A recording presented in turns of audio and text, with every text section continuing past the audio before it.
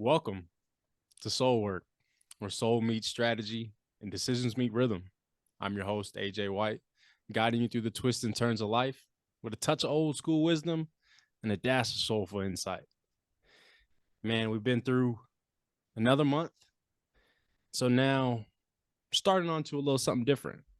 Today, we'll start off a new series. This series will be called Soulful Serenity.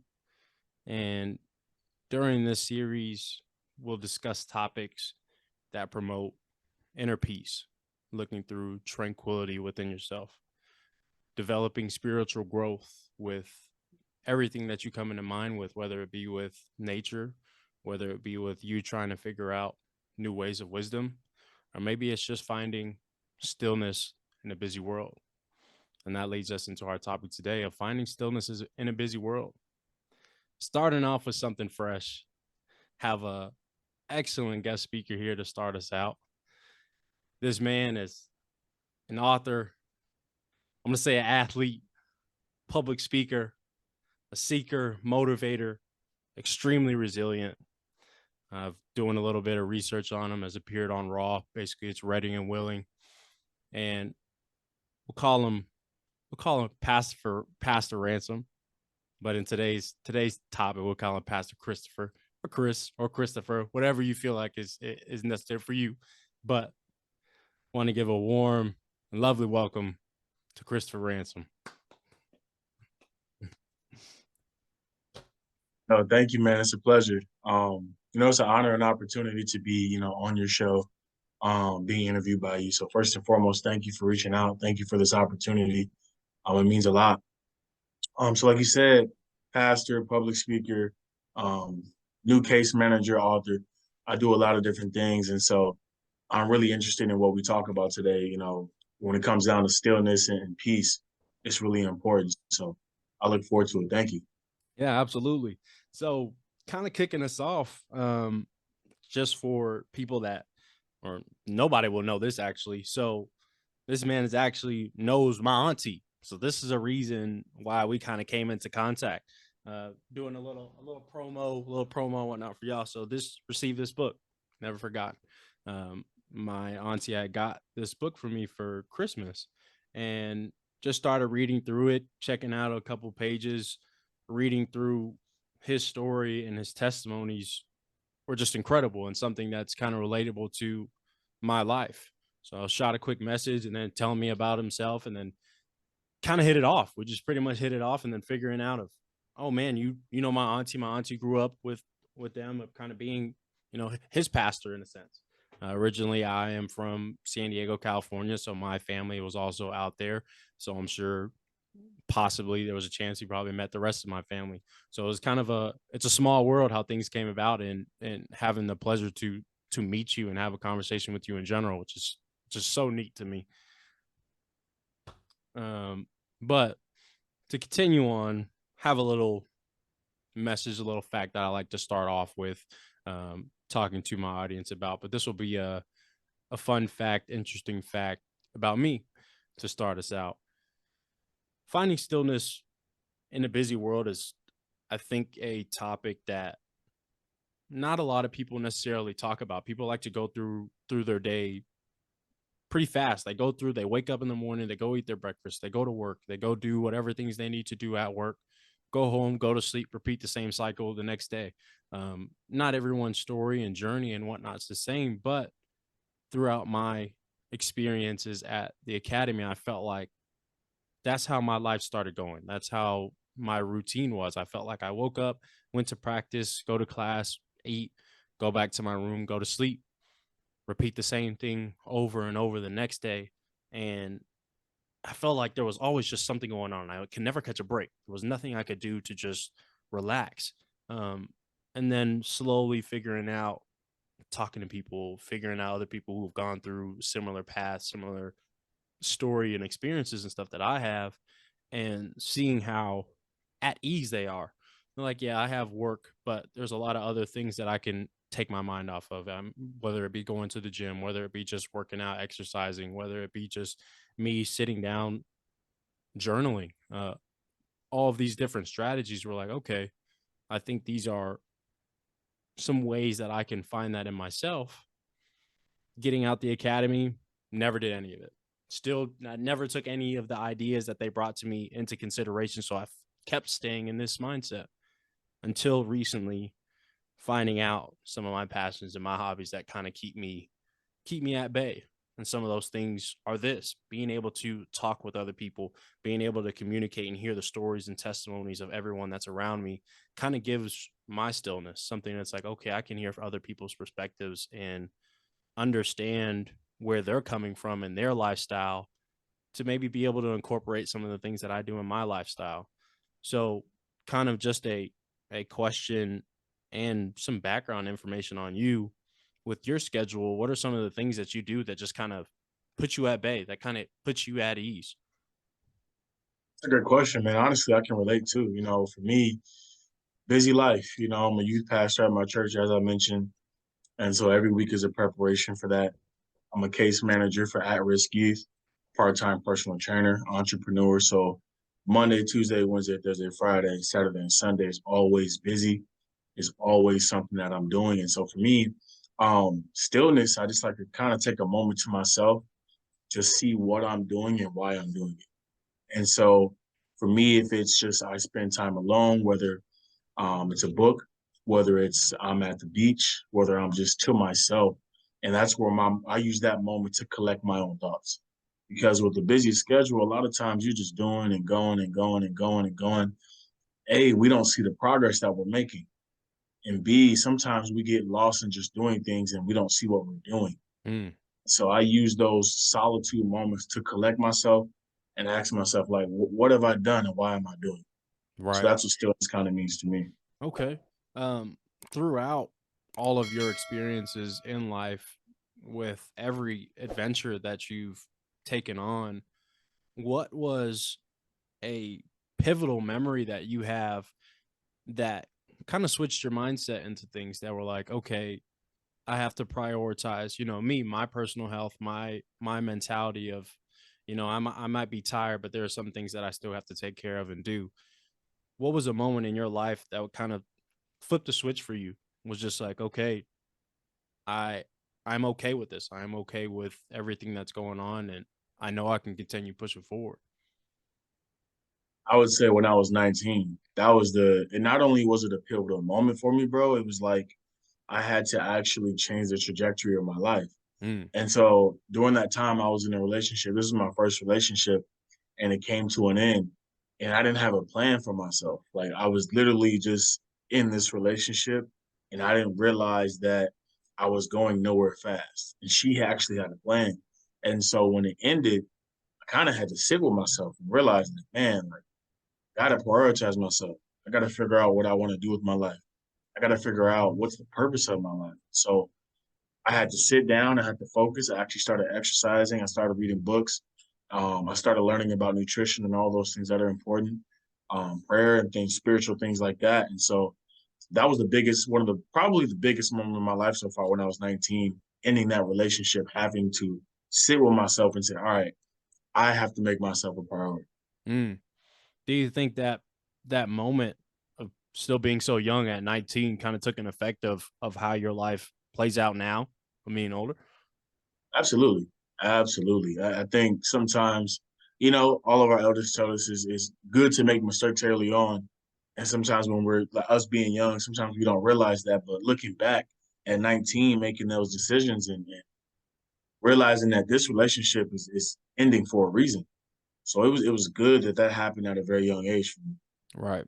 And that's something I can attest to as well, not necessarily on the relational aspect, but mine was with athletics. I think football kept me, it kept me busy, but it didn't allow me to think of any other things going on. I was strictly focused on football or strictly focused on school. There was nothing else that could take my mind off of until my junior year of high school. I tore my ACL, my LCL, PCL, and my meniscus. I was out for 11 months. Wow. And being out for 11 months was still much earlier than anyone with that injury should be coming back from. But during that time was like, okay, this could be the chance where I'm never going to play again. This could be a moment where I can never step on the field again. So what am I going to do? Kind of fell into like an identity crisis. I don't know who I am anymore. All I know is football. So I have to start figuring out strategies that can help figure out where I need to be. So this is when I was starting out in school. I wanted to go pre-med. I wanted to be an orthopedic surgeon really bad because of this. I've got injured. So how can I help people that have been in a similar situation like me that I can help bring back early, like they did with me, being able to take care of somebody and help them out to achieve their goals and dreams that they're wanting to go to.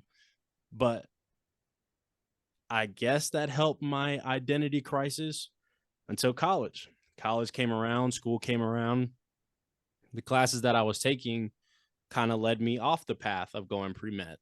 And I was still in football again. So I was like, all right, I have football again as my identity. Once football ended with me, I tore my rotator cuff back again, back at a identity crisis. I don't know. I don't know who I am anymore. I don't know what to do. But then I started noticing some skills that I happened to take in throughout these injuries. I met so many doctors. I met so many other different athletes that are going through this similar process. I met athletes that are just coming into the school, being new freshmen coming into the program, meeting out new high school players that are trying to go through this program. I found a skill that I'm very good at talking to people. I'm very good at connecting with people. I'm being very empathetic with people, understanding their feelings and emotions and being able to process that. So I was like, okay, I'm finding out slowly what I want, but I don't know what I want to do. Took me some more years down the road. Now I'm 22. Now finally starting this podcast, and this is an opportunity for me to meet so many people.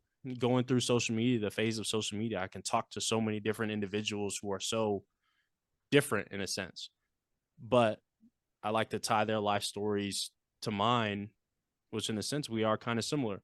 We're all still trying to figure out our ways. We're all trying to figure out what brings us our passion, what burns our fire that can keep us pushing in life. Um, I definitely I think it's interesting for the younger audience that I know watches this who are very quick to give up on things because they don't know, they think this other option is the best option for them when they haven't even taken the time to dive into these things that they're getting into. Um, do you feel like in this age or culture that we're in now, the obsession of I have to constantly be doing something and working at something in order for me to be successful. Do you believe that's true? Do you believe the amount of time that you're always constantly having to do something defines your success? Great question. No, no, I think that, and then also I think that success in general is subjective, right? Everybody defines it differently. Some people define it by how much you have. Some people define it by who you become. There's many different ways to define it. I also think that there's a American way of defining success, and then there's a biblical way of defining success. So it's really all about what perception you have of success. But I think either way you slice it, right? Either way you dice it. Um, yeah, I think that's the problem. Everybody thinks they have to do something, Mm, right? And if you're constantly feeling like you have to do something, then there will always be another level that you haven't reached. So you'll never be enough. You'll never truly be successful. right. Um, so I personally think that it's just about the amount of people that you impact, and it's also about what the Most High says about you, what the Creator says about you. Mm, You could have millions of dollars, you can have a bunch of accolades, but if you haven't done what the Creator created you to do, it's like you're still kind of empty. You're still not necessarily successful. So, right. but to answer your question, I think a lot of the doing, and comparison thing is what is a fraud in today's society. Yeah. I would agree with that productivity far. And I know I fell into that myself. I was like, I have to be busy. I guarantee all these entrepreneur and highly successful businessmen are like doing something for 9 hours a day, completely just always working.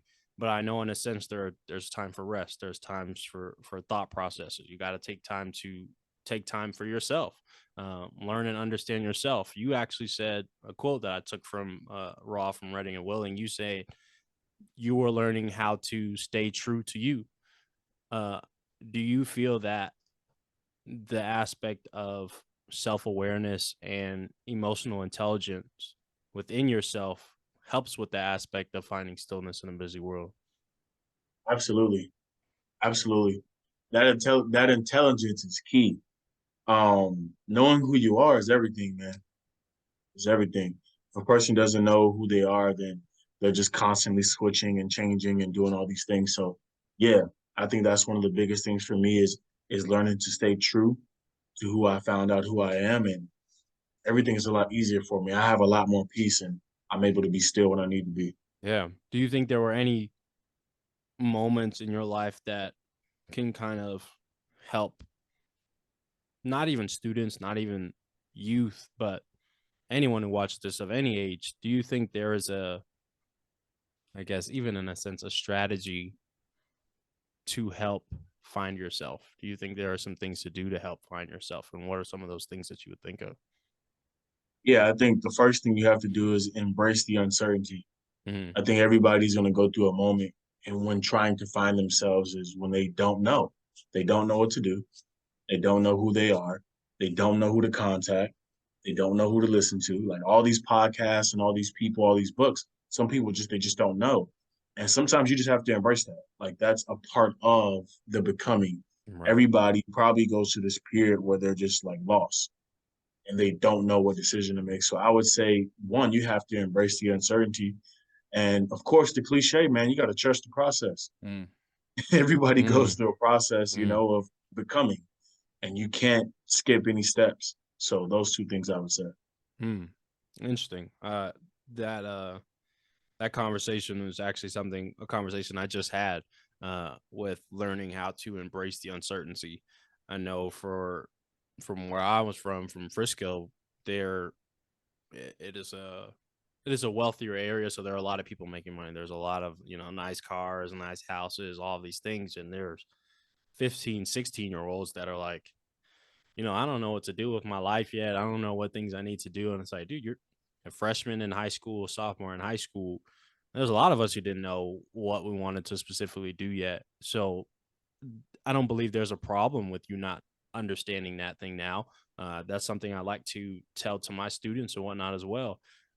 There's always going to be a moment where it's like, it's not in your hands. You have no idea what's going on. So you have to continue to embrace it. Like you said, you have to live through it to see these experiences and live through these experiences and able to do something different in order to find out what your true passion or your gift is.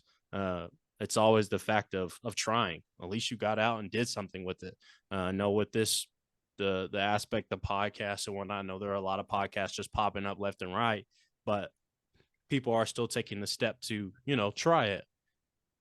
I think another aspect in today's culture is it's that instant gratification thing. People like to want to see results like that, whether it be with weight loss, whether it be with a new business journey. People want their things like this, but you have to understand the idea of the process. You have to trust in the process. I agree.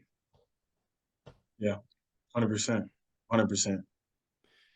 With the aspect, I want to actually ask this because I don't know what sports are you predominantly involved in? Maybe that you played, or maybe that you coach, or just you just like to be around.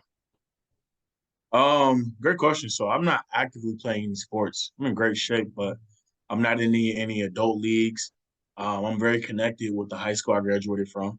Having the opportunity to go back to speak, give motivational speeches to the basketball team and the football team. So I'm really heavily involved in the high school scene here in San Diego. The programs that's going on, Hoover High School, Kearney High School, things of that nature. But I'm not actively playing any sports. After so many surgeries, for me, it's like I'm just trying to, get mine, just trying to stay in shape, Right.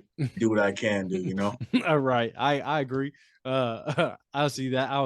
Another reason I asked that because I know you were speaking for some of these teams. And I didn't know if it was like more predominantly for basketball, if it was predominantly for football, soccer. I didn't know what sport you were kind of involved in. Um, but what kind of got you involved in the route and aspect of public speaking? Because I think that's interesting. That's the class that I teach personally. So the fact that you're That's in dope. public speaking is crazy. Yeah, yeah, that's what's up. Small world. So there's this two-part answer to that. So as far as like sermons, right, like preaching. So I knew I was called to ministry kind of young age, maybe early 20s. So I went into the minister and training program here at the City of Hope International Church in San Diego. So it just naturally comes along with being clergy member. Right. But as far as like motivational speeches as an independent speaker, that's a different story. So my youngest brother on my mom's side is actually in the Air Force. Mm, And he started off at in San Antonio, and then he came to Riverside here in California. And he just ended up telling the colonel on base, like, hey, listen, my brother, he speaks really well. He's a pastor, but he's trying to go out to be a motivational speaker. I think he has what it takes. So I landed my first speaking engagement. Just really stumbled upon it. And then from there, the um the head coach at the school I graduated from, Mission Bay High, saw the speech that was online. He said, "Man, I need you to come to Mission Bay." So it just became a, build and build and build and build and build. And so last year was a great year of public speaking. mm. Wow. Well, congratulations on that. That's very exciting to go through that process as well. I have my first public speech in the beginning of April. I'm speaking about a conference about negotiation, learning about something I have an interest in is learning about how people negotiate contracts with each other, but the interpersonal skills that they use in order to receive some of the things that they're wanting. Maybe it's the eye contact that they use. Do they use maybe less with certain people in order to, make people more comfortable? Is it the certain type of word choice that you use, and why do you use that word choice? So those are some of the things that I'm kind of teaching or speaking about this upcoming April. It's kind of exciting. It's kind of nerve wracking too, because I have no idea who's going to be there. I don't know who I'm talking to. Right. Well, congratulations, man, as well. Right back to you. I appreciate that. Cool. I appreciate that. The next question that I kind of have is, how do you navigate the societal expectations of one, being an African American male, being the role model, being that figure to a lot of kids. I know of working with the high schools or maybe young people that just see you online and on Instagram. People expect you to hold this high expectation, whether it be just in person or online. How do you deal with all of these pressures in order to maintain your serenity and well-being? Great question. Well, honestly, it's two sides to that. I ignore the expectation, but I don't ignore the opportunity. Mm, So for me, the expectation comes from what people say I should be, right? And sometimes that expectation comes from what they already see. Sometimes it comes from left field, but either way, it's not. Sometimes it's not realistic, and so I can't do anything but stay true and ignore what the expectations that come along with from society. But the opportunity is different. So for me, I ignore what people think I should be, but when I realize that someone younger or someone close to my age may look up to me, I take that seriously. I don't take that lightly, right? Because I might be the only person, that they look up to, or I might be somebody that sets a day-to-day example. And so the opportunity is something I value, you mm. know, but the expectation, I'm not big on allowing society to shape and mold me or anybody else. Those are just opinions. You think that came from just your upbringing, from your growing up? As in the expectation, Yeah. yeah, 100%. I think that the role models or the people that were supposed to be role models, um, I projected that onto them. Once I got older and realized that they were humans, it's like, dang, that was my expectation for them, which is normal in my own innocence, but Right. it was fictitious. Mm. So now that I'm older and wiser, I'm just careful with how I accept the expectations from others. Mm. Interesting. Because I mean, for me, that just because I didn't even think about that at first of not taking in the expectations. Like, don't not necessarily. I'll put it into my perspective of how I think about the expectations. For me, I kind of like the expectation because it sets my standard. Like, I know I need to consistently do these whatever tasks that I'm doing, whether it be the messages that I bring. The only reason why I say it is because the message that I put out, that I try to put out on any social media platform, I try to do it to uplift somebody. I don't know how many people watch or listen to the stuff that I do, but I know there's one person out there that is waiting for a message, that's waiting to hear something. So if somebody has an expectation of me to uphold, I want to make sure I can stick to it. So it's interesting your mindset of thinking like not really necessarily focusing on that, but focusing on the opportunity. Um, I guess that's in a sense of how it actually is for myself. I have the opportunity to share a message, so somebody has the time to actually listen to me speaking out. I never really put it like that. That's a very different perspective to understand. Yeah, Uh, absolutely. even even with that, I try to think of so a lot of the things that you say, I try to implement with. I resonate with a lot of like younger individuals because a lot of people think I'm older than they think I am. Uh, so I know I have some people who do look up to me. So how can I translate it in a manner and a tone that's very understanding that can click to them? And what are some steps that they can do to work towards changing that mindset? So actually, I'll ask you, what are some of the tips that you can help, not in a sense, just change your entire mindset, but implement some strategies in order to kind of come to an understanding with that message As far as like people looking up to you.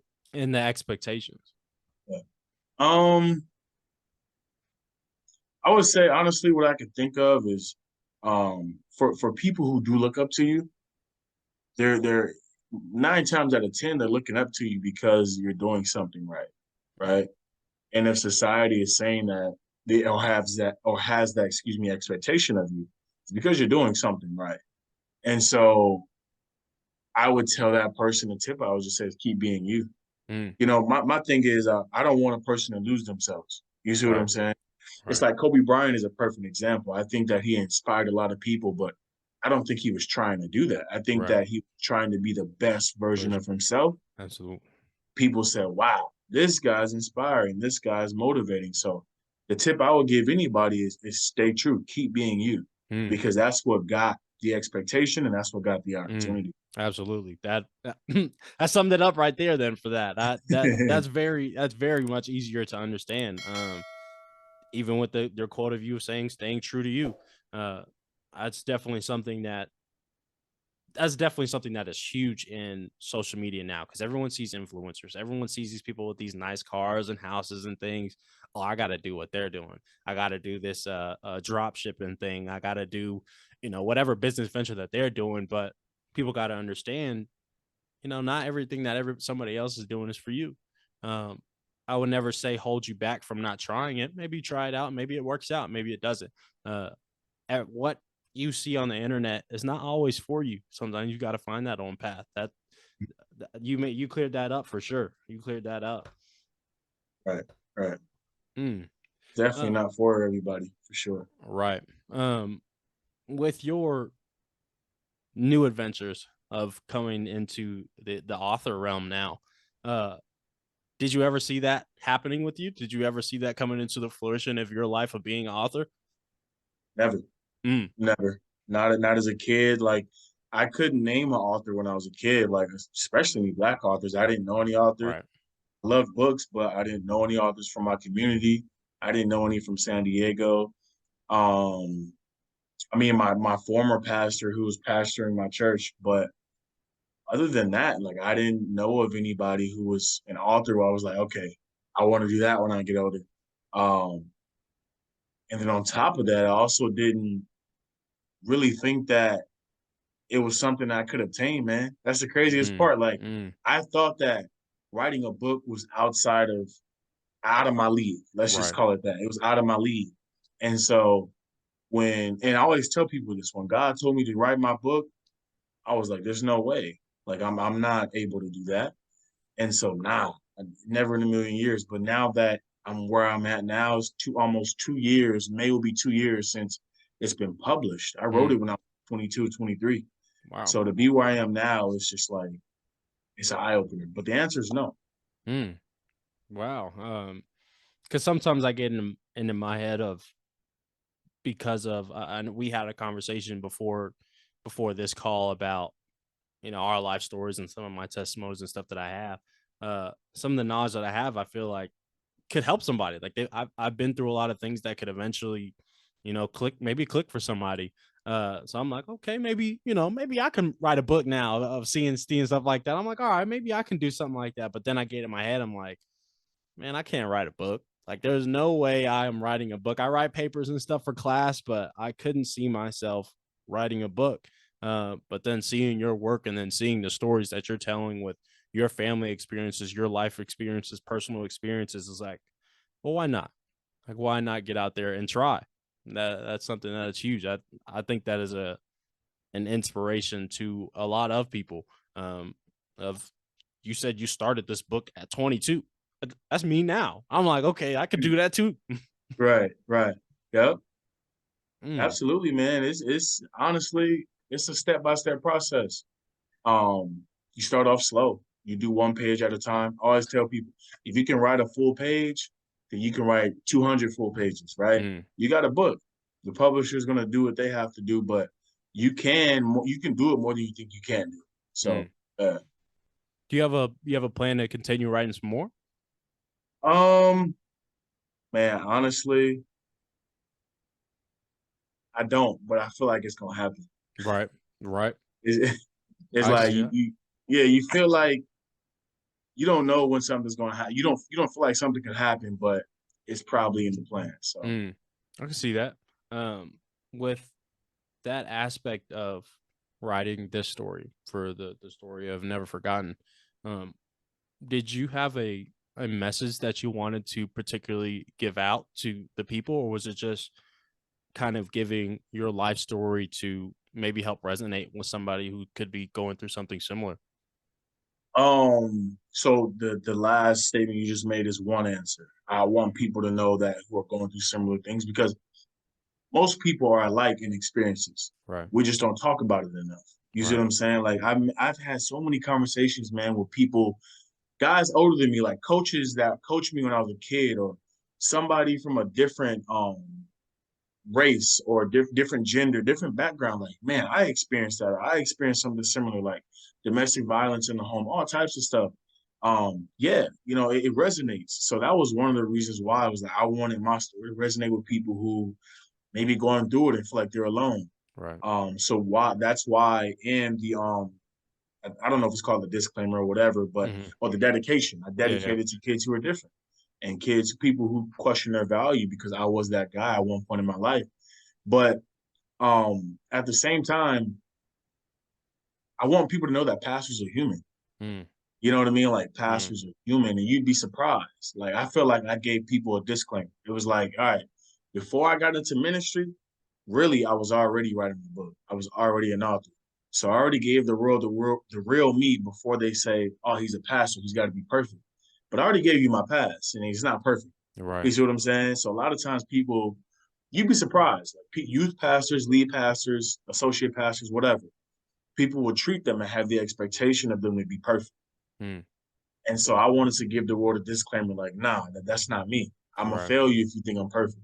Right. Mm, that's neat. Couple more questions, even to tie along to finish through with that.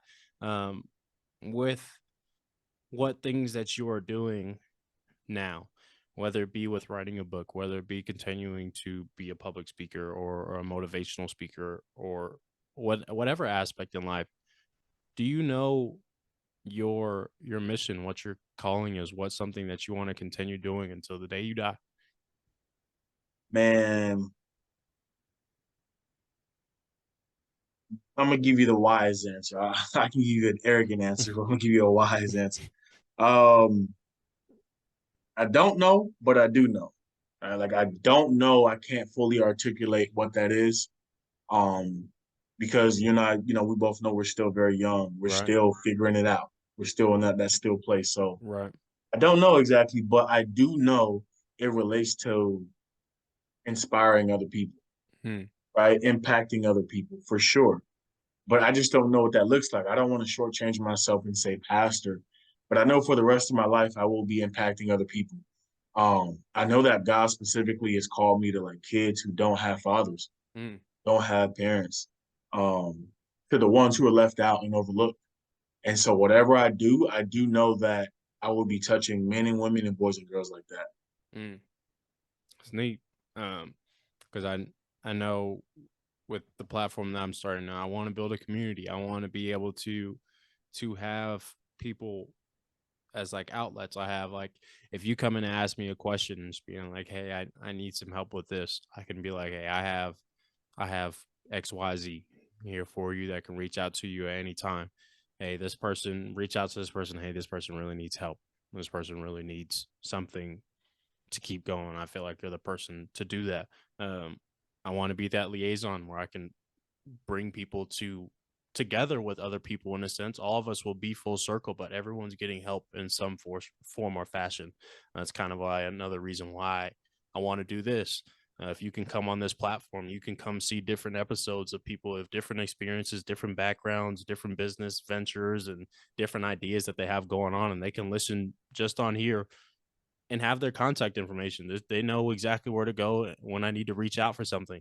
Um, One thing that I want to establish is, which I know can be very difficult, is establishing a comforting environment where they feel like you can be open.